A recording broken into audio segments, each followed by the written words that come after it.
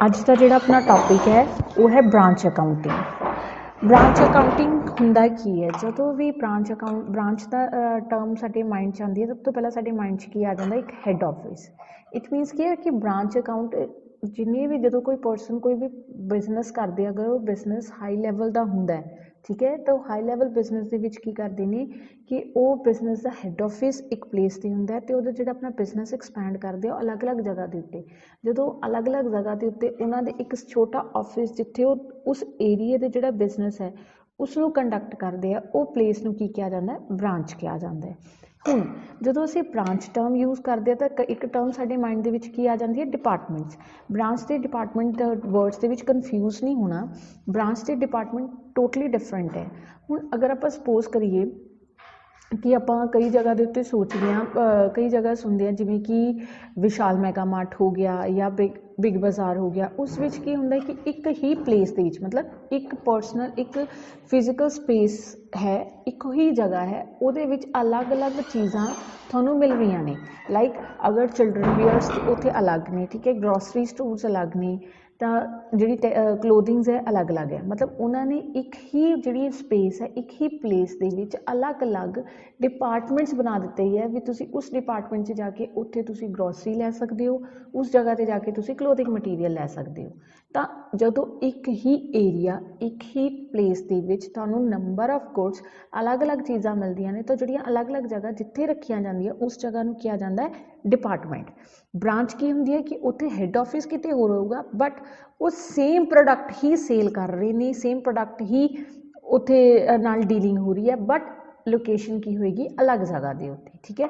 Like ਕੋਈ person ਹੈ, ਅਗਰ ਕੋਈ ਜਗ੍ਹਾ, ਕੋਈ ਚੀਜ਼ ਹੈ, ਉਹਦਾ ਜਿਹੜਾ ਹੈੱਡ ਆਫਿਸ ਹੈ ਦੈਟ ਇਜ਼ ਐਟ ਦਿੱਲੀ, ਅਤੇ ਉਹਦੀਆਂ ਜਿਹੜੀਆਂ ਬ੍ਰਾਂਚਿਸ ਨੇ ਚੰਡੀਗੜ੍ਹ ਹੈ, ਜਲੰਧਰ ਹੈ, ਗੁਜਰਾਤ ਦੇ ਵਿੱਚ ਹੈ, ਮੁੰਬਈ ਦੇ ਵਿੱਚ ਹੈ, ਤਾਂ ਜਿਹੜੀਆਂ ਉਹਨਾਂ ਦਾ ਸੇਮ ਬਿਜ਼ਨਸ ਹੈ, ਬਟ ਉਹ ਉਸ ਏਰੀਆ ਨੂੰ ਡੀਲ ਕਰ ਰਹੇ, ਉਸ ਪ੍ਰੋਪਰ ਲੋਕੇਸ਼ਨ ਨੂੰ ਜਿਹੜੇ ਡੀਲ ਕਰ ਰਹੇ ਨੇ, ਤਾਂ ਉਹ ਜਿਹੜੇ ਉਸ ਲੋਕੇਸ਼ਨ ਦੇ ਉੱਤੇ ਜਿਹੜਾ ਸਾਡਾ ਬਿਜ਼ਨਸ ਚੱਲ ਰਿਹਾ ਹੈ, ਉਸ ਨੂੰ ਕੀ ਕਹਾਂਗੇ? ਬ੍ਰਾਂਚ। ਤਾਂ ਹੁਣ ਬ੍ਰਾਂਚ ਅਤੇ ਡਿਪਾਰਟਮੈਂਟ ਦਾ ਟੌਪਿਕ ਕਲੀਅਰ ਹੋ ਗਿਆ। ਹੁਣ now come to topic branch accounting. branch accounting ਕੀ ਹੁੰਦੀ ਹੈ? branch accounting is a specialized accounting method adopted by organization which has branches in different location। ਜਿਵੇਂ ਕਿ ਮੈਂ ਤੁਹਾਨੂੰ ਹੁਣੇ ਇਹ ਟਰਮ ਕਲੀਅਰ ਕੀਤੀ ਹੈ ਕਿ ਜਿਹੜੀ ਇੱਕ ਆਰਗੇਨਾਈਜੇਸ਼ਨ ਹੈ ਉਹਦੀ ਜਿਹੜੀ ਬ੍ਰਾਂਚ ਹੈ ਉਹ ਕਿੱਥੇ ਹੈ? ਡਿਫਰੈਂਟ ਲੋਕੇਸ਼ਨ ਦੇ ਵਿੱਚ ਹੈ। ਤਾਂ ਬ੍ਰਾਂਚ ਕੀ ਹੁੰਦੀ ਹੈ? Is a subordinate division of organisation, ਕਿ ਇੱਕ ਆਰਗੇਨਾਈਜੇਸ਼ਨ ਦਾ ਸਬ ਪਾਰਟ ਹੈ, ਕਿਸੇ ਹੋਰ ਜਗ੍ਹਾ ਦੇ ਉੱਤੇ ਤੁਸੀਂ ਸੇਮ ਬਿਜ਼ਨਸ ਕੈਰੀ ਕਰ ਰਹੇ ਹੋ। ਤਾਂ a branch is any establishment carrying on either the same or substantially the same activity as that carried on by the head office of an organization। ਕਿ ਇੱਕ ਬ੍ਰਾਂਚ ਕੀ ਹੁੰਦੀ ਹੈ ਕਿ ਜਿਹੜੀ ਆਰਗੇਨਾਈਜੇਸ਼ਨ ਹੈ, ਜਿੱਥੇ ਉਹਦਾ ਹੈੱਡ ਆਫਿਸ ਹੈ, ਉਹਨਾਂ ਵੱਲੋਂ ਕਿਸੇ ਹੋਰ ਜਗ੍ਹਾ ਦੇ ਉੱਤੇ ਸੇਮ ਜਾਂ ਆਲਮੋਸਟ ਸੇਮ ਬਿਜ਼ਨਸ ਜਦੋਂ ਕੈਰੀ ਕੀਤਾ ਜਾਂਦਾ ਹੈ ਤਾਂ ਉਸ ਨੂੰ ਕੀ ਕਿਹਾ ਜਾਏਗਾ? ਬ੍ਰਾਂਚ ਕਿਹਾ ਜਾਏਗਾ। ਹੁਣ ਇਹਦਾ ਟਰਮ ਸੀਗਾ ਬ੍ਰਾਂਚ। ਬ੍ਰਾਂਚ ਅਕਾਊਂਟਿੰਗ ਦੇ ਵਿੱਚ ਕੀ ਟਰਮਸ ਆਏਗਾ? ਹੁਣ ਜਦੋਂ ਵੀ ਕੋਈ ਵੀ ਅਸੀਂ ਬਿਜ਼ਨਸ ਕਰਦੇ ਹਾਂ ਤਾਂ ਹਰ ਇੱਕ ਜਿਹੜਾ ਬਿਜ਼ਨਸਮੈਨ ਹੈ ਉਹਦੇ ਮਾਈਂਡ ਦੇ ਵਿੱਚ ਕੀ ਟਰਮ ਆਉਂਦੀ ਹੈ ਕਿ ਮੈਂ ਇਹ ਚੈੱਕਆਊਟ ਕਰਾਂ ਕਿ ਮੈਨੂੰ ਕਿਹੜੀ ਜਿਹੜੀ ਬ੍ਰਾਂਚ ਹੈ ਜਿਹੜੀ ਪ੍ਰੋਫਿਟੇਬਲ ਹੈ ਜਾਂ ਨਾਨ ਪ੍ਰੋਫਿਟੇਬਲ ਹੈ, ਕਿਹੜੀ ਅੱਛੀ ਪਰਫੋਰਮੈਂਸ ਅੱਛੀ ਕਰ ਰਹੀ ਹੈ, ਨਹੀਂ ਅੱਛਾ ਪਰਫੋਰਮ ਕਰ ਰਹੀ, ਤਾਂ ਕਿ ਜਿਹੜੀ ਬ੍ਰਾਂਚਿਸ ਅੱਛਾ ਨਹੀਂ ਪਰਫੋਰਮ ਕਰ ਰਹੀਆਂ ਅਸੀਂ ਉਸਨੂੰ ਪਰਫੋਰਮਿੰਗ ਜਿਹੜੀਆਂ ਨੇ ਟਰਮਸ ਦੇ ਵਿੱਚ ਕਨਵਰਟ ਕਰ ਸਕੀਏ। ਕੁਝ ਐਫਰਟਸ ਐਸੇ ਕਰੀਏ ਕਿ ਅਸੀਂ ਕੀ ਕਰੀਏ, ਸਾਡੀ ਜਿਹੜੀ ਬ੍ਰਾਂਚ ਹੈ ਉਹ ਵਧੀਆ ਤਰੀਕੇ ਨਾਲ ਕੰਮ ਕਰ ਸਕੇ, ਠੀਕ ਹੈ। ਕਿਉਂਕਿ ਬ੍ਰਾਂਚ ਕੀ ਹੈ? ਇੱਕ ਅਸੀਂ ਬਿਜ਼ਨਸ ਨੂੰ ਐਕਸਪੈਂਡ ਕਰ ਰਹੇ ਹਾਂ ਅਰਾਊਂਡ ਦਾ ਵਰਲਡ, ਤਾਂ ਉਸ ਵਾਸਤੇ ਕੀ ਕਰੇਗਾ? ਅਸੀਂ ਪ੍ਰੋਪਰ ਉਸ ਬ੍ਰਾਂਚ ਦੀ ਜੋ ਪਰਫੋਰਮੈਂਸ ਨੂੰ ਚੈੱਕਆਊਟ ਕਰਨ ਦੇ ਲਈ ਜੋ ਇੱਕ ਅਕਾਊਂਟਸ ਮੇਨਟੇਨ ਕੀਤੇ ਜਾਂਦੇ ਆ ਉਸ ਨੂੰ ਕੀ ਕਿਹਾ ਜਾਂਦਾ ਹੈ? Branch accounting. Now advantages of branches. ਹੁਣ ਜਿਹੜੇ ਬਿਜ਼ਨਸ ਹੈ, ਜਿਹੜਾ ਉਹਦਾ ਹੈੱਡ ਆਫਿਸ ਉਹਨੇ ਡਿਫਰੈਂਟ ਲੋਕੇਸ਼ਨ ਦੇ ਉੱਤੇ ਜਿਹੜੀਆਂ ਬ੍ਰਾਂਚਿਸ ਰਨ ਕਰਨੇ ਨੇ, ਉਹਦਾ ਕੀ ਫਾਇਦਾ ਕੀ ਹੈ? ਠੀਕ ਹੈ, ਉਹਦਾ ਕੀ ਫਾਇਦਾ? ਸਭ ਤੋਂ ਪਹਿਲਾਂ ਕੀ ਹੈ ਕਿ ਅਸੀਂ ਜਿਹੜਾ ਬਿਜ਼ਨਸ ਹੈ, ਆਪਣੇ ਜਿਹੜੇ ਆਪਰੇਸ਼ਨਸ ਨੇ ਉਹ ਡਿਫਰੈਂਟ ਲੋਕੇਸ਼ਨ ਦੇ ਉੱਤੇ ਆਪਣੇ ਬਿਜ਼ਨਸ ਨੂੰ ਐਕਸਪੈਂਡ ਕਰ ਸਕਦੇ ਹਾਂ, ਆਪਣਾ ਬਿਜ਼ਨਸ ਦੇ ਅਲੱਗ-ਅਲੱਗ ਜਗ੍ਹਾ ਦੇ ਉੱਤੇ ਡਿਫਰੈਂਟ ਓਪਰਚੁਨਿਟੀਜ਼ ਅਵੇਲ ਕਰ ਸਕਦੇ ਹਾਂ। ਸੈਕਿੰਡ ਪੁਆਇੰਟ ਕੀ ਹੈ ਕਿ ਜਿਹੜੀਆਂ ਬ੍ਰਾਂਚਿਸ ਨੇ ਉਹ ਕੀ ਕਰਦੇ? ਇੱਕ ਇਫੈਕਟਿਵ ਟੂਲ ਹੈ to face the competition from the rival organisation. ਕਿ ਅਸੀਂ ਕੀ ਚੈੱਕਆਊਟ ਕਰ ਸਕਦੇ ਕਿ ਕਿਤੇ ਸਾਡਾ ਬਿਜ਼ਨਸ ਸਿਰਫ ਇੱਕ ਹੀ ਪਲੇਸ ਦੇ ਉੱਤੇ ਹੈ ਅਤੇ ਅਸੀਂ ਉਸ ਏਰੀਆ ਨੂੰ ਹੀ ਕਵਰ ਕਰ ਰਹੇ ਹਾਂ, ਅਸੀਂ ਉਸ ਏਰੀਆ ਦੇ ਵਿੱਚ ਜਿਹੜਾ ਕੰਪੀਟੀਟਰ ਹੈ ਉਸਨੂੰ ਅਸੀਂ ਕੀ ਕਰ ਰਹੇ ਹਾਂ? ਕੰਪੀਟੀਸ਼ਨ ਕੰਪੀਟ ਕਰ ਰਹੇ ਆ। ਬਟ ਜਦੋਂ ਸਾਡਾ ਜਿਹੜਾ ਬਿਜ਼ਨਸ ਹੈ ਡਿਫਰੈਂਟ ਏਰੀਆਜ਼ ਦੇ ਵਿੱਚ ਹੋਏਗਾ ਤਾਂ ਅਸੀਂ ਆਪਣੇ ਜਿਹੜੇ ਰਾਈਵਲਸ ਹੈ ਸਾਡੇ ਜਿਹੜੇ ਕੰਪੀਟੀਟਰਸ ਹੈ ਉਹਨਾਂ ਨੂੰ ਅਸੀਂ ਫੇਸ ਕਰ ਸਕਦੇ ਹਾਂ। थर्ड ਇਹਦਾ एडवांटेज ਕੀ ਹੈ, at branch operation facilitate effective marketing network for the overall objectives of the organisation. ਹੁਣ ਇਹਦਾ मतलब ਕੀ ਹੈ कि मार्केटिंग नेटवर्क का मतलब ਕੀ ਹੋਏਗਾ कि फॉर एग्जाम्पल कोई कंपनी है ਜਿਹੜਾ ਮੇਨ ਉਹਨਾਂ ਦਾ ਜਿਹੜਾ ਮੇਨ ऑब्जेक्टिव है या ਜਿਹੜੀ ਮੇਨ ਉਹਨਾਂ ਦਾ ਕੰਮ ਕੀ ਹੈ ਉਹ 4 व्हीलर ਦੀ प्रोडक्शन कर रहा है, 4 व्हीलर्स डील कर रही है। ਹੁਣ अगर उस बिजनेस दियाँ ਜਿਹੜੀਆਂ ब्रांचिज़ है अलग अलग जगह पर है, सपोज किसी एक ब्रांच जी आप एग्जाम्पल लेने सपोज चंडीगढ़ के विच ब्रांच है, अगर वो जो ब्रांच मैनेजर है जो उसनों प्रॉपर कोआर्डीनेट प्रॉपर कंट्रोल कर रहा है, वो कह दिंदा है कि इस एरिया के 4 व्हीलर के नाल 2 व्हीलर की भी डिमांड ज़्यादा है, तो असी की कर रहे हैं कि नाल उन्होंने कह दिता ठीक है तुसीं 4 व्हीलर भी डील करो प्लस 2 व्हीलर नाल भी करो, ताकि जो बिजनेस है उसनों असी होर वधिया तरीके नाल एक्सपैंड कर सके। तो एक क्योंकि कि असी मार्केटिंग नैटवर्क करते भी मार्केट के किस चीज़ की डिमांड है, जो आप डेफिनेशन के एक टर्म यूज़ की सी कि उन्होंने जो या तो सेम टास्क करते या नियर बाय सेम, मतलब कि हुण नाल 4 व्हीलर का भी काम कर रहे प्लस 2 व्हीलर के जो कि उस एरिया की प्रॉपर डिमांड है उसनों भी कवर कर रही है।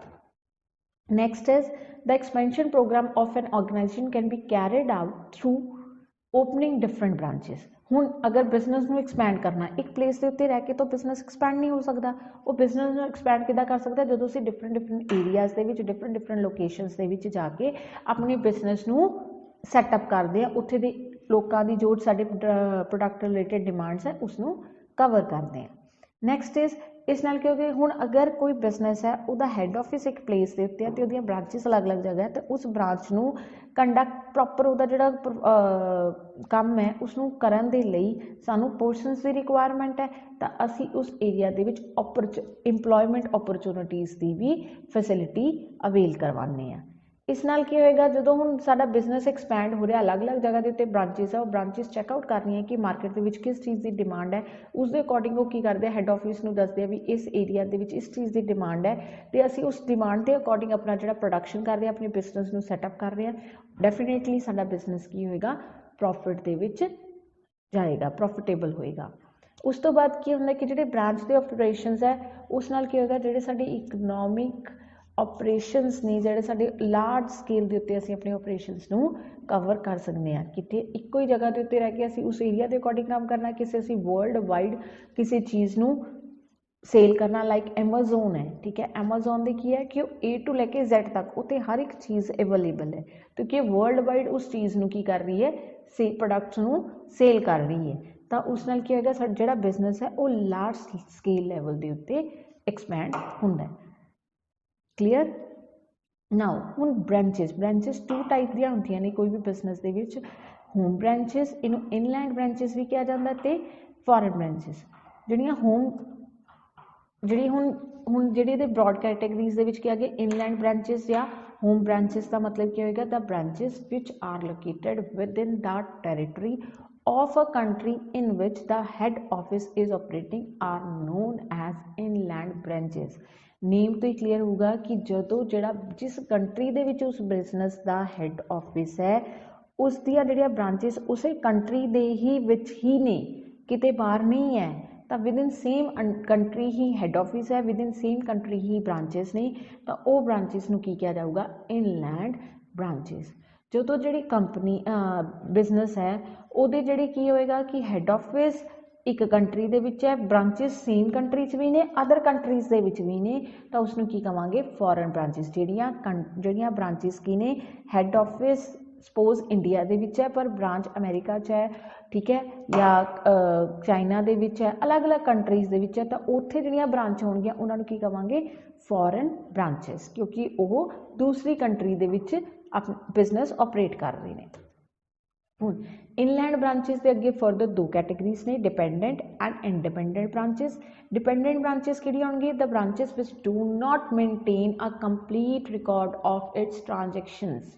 कोई भी जिहड़ियां ब्रांचिस ने अपना जिहड़ा रिकॉर्ड है जिहड़ा बिजनेस कंडक्ट करते पे ने, उहदे प्रॉपर जिहड़े जर्नल एंट्रीज ने, लेजर्स ने, जो भी उहदे अकाउंट्स ने ਪ੍ਰੋਪਰ ਕੰਪਲੀਟ ਰਿਕਾਰਡ ਨਹੀਂ ਮੇਨਟੇਨ ਕਰ ਰਹੇ, ਉਹ ਡਿਪੈਂਡ ਕਰਦੇ ਪਏ ਨੇ ਹੈੱਡ ਆਫਿਸ ਦੇ ਉੱਤੇ ਕਿ ਉਹ ਅਕਾਊਂਟ ਮੇਨਟੇਨ ਕਰਨਗੇ। ਜਿਹੜੇ ਉੱਥੇ ਆਪਰੇਸ਼ਨਸ ਹੋ ਰਹੇ ਨੇ, ਜੋ ਟ੍ਰਾਂਜੈਕਸ਼ਨਸ ਹੋ ਰਹੀਆਂ ਨੇ ਰਿਕਾਰਡ ਕਰ ਲੈਂਦੇ, ਪਰ ਜਿਹੜੀਆਂ ਟ੍ਰਾਂਜੈਕਸ਼ਨ ਹੈੱਡ ਆਫਿਸ 'ਚ ਹੋ ਰਹੀਆਂ ਨੇ ਉਹਨਾਂ ਨੂੰ ਨਹੀਂ ਰਿਕਾਰਡ ਕੀਤਾ ਜਾਂਦਾ, ਜਾਂ ਕੁਛ ਟ੍ਰਾਂਜੈਕਸ਼ਨ ਰਿਕਾਰਡ ਕਰਦੇ ਆ, ਕੁਛ ਨਹੀਂ ਕਰਦੇ ਹੈਗੇ। ਤਾਂ ਜਾਂ ਸਾਰਾ ਹੀ ਜਿਹੜੀ ਇਹਦੇ ਟ੍ਰਾਂਜੈਕਸ਼ਨਸ ਨੇ ਉਹ ਹੈੱਡ ਆਫਿਸ ਵੱਲੋਂ ਹੀ ਰਿਕਾਰਡ ਕੀਤੀਆਂ ਜਾਂਦੀਆਂ ਨੇ, ਉਹ ਬ੍ਰਾਂਚਿਸ ਨੂੰ ਕੀ ਕਿਹਾ ਜਾਂਦਾ? Dependent branches. In simple words, the branches which are dependent on head office for the purpose of maintaining records। ठीक है, ਜਿਹੜੇ ਰਿਕਾਰਡ ਮੇਨਟੇਨ ਕਰਨ ਲਈ ਹੈੱਡ ਆਫਿਸ ਤੇ ਡਿਪੈਂਡ ਨੇ ਉਹ ਬ੍ਰਾਂਚਿਸ ਨੂੰ ਕੀ ਕਵਾਂਗੇ? Dependent branches. ਇੰਡੀਪੈਂਡੈਂਟ ਬ੍ਰਾਂਚਿਸ ਕਿਹੜੀਆਂ ਹੋਣਗੀਆਂ? ਜਿਨ੍ਹਾਂ ਦਾ ਜਿਹੜਾ ਪ੍ਰੋਪਰ ਆਪਣਾ ਰਿਕਾਰਡਸ ਹੈ, ਟ੍ਰਾਂਜੈਕਸ਼ਨ ਦਾ ਸਾਰਾ ਰਿਕਾਰਡ ਜਿਹੜਾ ਹੈ ਉਹ ਖੁਦ ਮੇਨਟੇਨ ਕਰਦੇ ਨੇ। ਠੀਕ ਹੈ, ਆਪੇ ਹੀ ਜੋ ਸੇਲ ਪਰਚੇਜ਼ ਹੈ, ਜੋ ਵੀ ਟ੍ਰਾਂਜੈਕਸ਼ਨਸ ਹੋ ਰਹੀਆਂ ਨੇ, ਹਰ ਇੱਕ ਈਚ ਐਂਡ ਐਵਰੀਥਿੰਗ ਉਹ ਆਪਣੇ ਅਕਾਊਂਟਸ ਪਰਸਨਲੀ ਮੇਨਟੇਨ ਕਰਦੇ ਨੇ, ਉਹ ਬ੍ਰਾਂਚਿਸ ਨੂੰ ਕੀ ਕਵਾਂਗੇ? Independent branches. ਤੇ ਇਹਨਾਂ ਨੂੰ ਇੱਕ ਫਰੀडम ਵੀ ਹੁੰਦੀ ਹੈ ਕਿ ਆਪਣੀ ਸੇਲ ਪਰਚੇਜ਼ ਕਰ ਸਕਦੇ ਨੇ ਅਕੋਰਡਿੰਗ ਟੂ ਮਾਰਕੀਟ ਸਿਚੁਏਸ਼ਨ।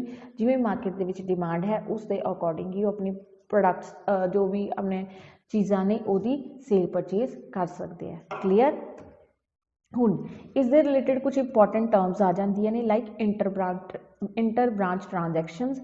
ਜਦੋਂ ਜਿਹੜੇ ਬ੍ਰਾਂਚ ਦੇ ਵਿੱਚ ਜਿਹੜੇ ਗੁੱਡਸ ਨੇ ਉਹ ਇੱਕ ਬ੍ਰਾਂਚ ਦੇ ਵਿੱਚ ਗੁੱਡਸ ਵੀ ਹੋ ਸਕਦੇ, ਕੈਸ਼ ਵੀ ਹੋ ਸਕਦੀਆਂ ਨੇ, transfer from one branch to another branch, एक ब्रांच तो दूसरी ब्रांच के ट्रांसफर किया जाता है। लाइक चंडीगढ़ तो जो समान है वो जलंधर गया, या जलंधर तो कैश चंडीगढ़ आया। तो जो ब्रांचिस के आपस के कोई भी ट्रांजैक्शन होंगी उन्होंने की कहते हैं? Inter branch transaction. Next is accounting treatment. Accounting treatment का मतलब की है कि जोड़ियाँ भी इंटर ब्रांच ट्रांजैक्शनस है उन्होंने प्रॉपरली रिकॉर्ड कर देना, तो वो हैड ऑफिस में भी इनफॉर्म करना प्रॉपर, उन्होंने थ्रू यही सारी ट्रांजैक्शन करनी। तो वो असी की करते एक अकाउंट्स मेनटेन करते हैं, जोड़ा कि आप फर्दर डिटेल च करांगे किमें किमें इन्हों के अकाउंटिंग ट्रीटमेंट्स होंगे ने। गुड्स इन ट्रांजिट समटाइम्स की होंगी है कि जोड़ियाँ गुड्स है हैड ऑफिस द्वारा सेंड की जांदियां ने ब्रांचिस नूं। ठीक है, जो बुक्स जोड़ियाँ क्लोज होनिया ने, लाइक 31 मार्च है उदों जो अपने बुक्स आप फाइनैशियल ईयर अपना क्लोज होंगे, असीं जो बुक क्लोज करनिया ने उस टाइम के साडे कोल हजे तक कोई चीज़ां नहीं पहुँचियाँ। ठीक है, आ रही ने रस्ते च नहीं, बट हजे तक ब्रांच के कोल वो चीज़ नहीं रिसीव हुई है, तो वो गुड्स की एंट्री की आएगी? गुड्स इन ट्रांजिट, की हजे वो चीज़ां रस्ते दे विच ही नहीं। Cash in transit same as it is की है कि जो हैड ऑफिस है या जो ब्रांचिस ने वो कैश एक दूजे को रेगूलरली सेंड करते रहते हैं, तो वो की कहूगा? कैश इन ट्रांजिट कहा जाएगा कि ट्रांजैक्शन के जो कैश है कॉमनली यूज हो रहा है। हुण जिहड़ी ब्रांच अकाउंटिंग है इसनूं हुण असीं प्रॉपरली अकाउंटिंग टर्म्स दे विच रिकॉर्ड करना है। ਇਹਦੇ ਲਈ ਜਦੋਂ ਅਸੀਂ ब्रांच अकाउंटिंग ਦੇ ਜਿਹੜੇ ਮੈਥਡ ਯੂਜ਼ ਕੀਤੇ ਜਾਂਦੇ ਇਹਨੂੰ ਅਕਾਊਂਟ ਮੇਨਟੇਨ ਕਰਨ ਲਈ, ਉਹ 3 ਮੈਥਡ ਯੂਜ਼ ਕੀਤੇ ਜਾਂਦੇ ਆ: final account method, debtor method and stock and debtor method. ਇਹ 3 ਮੈਥਡ ਦੇ ਥਰੂ ਜਿਹੜਾ ਆਪਣਾ ਅਕਾਊਂਟ ਮੇਨਟੇਨ ਕੀਤਾ ਜਾਂਦਾ। ਮੋਸਟ ਇੰਪੋਰਟੈਂਟ ਜਿਹੜਾ ਇਹਦੇ ਵਿੱਚ ਹੈ ਡੈਟਰ ਮੈਥਡ, ਜਿਹੜਾ ਆਪਾਂ ਹੁਣ ਫਰਦਰਲੀ ਨੈਕਸਟ ਤੁਹਾਨੂੰ ਪ੍ਰੋਪਰ ਡਿਟੇਲ ਦੇ ਵਿੱਚ ਕਰਵਾਇਆ ਜਾਏਗਾ। ਕਲੀਅਰ?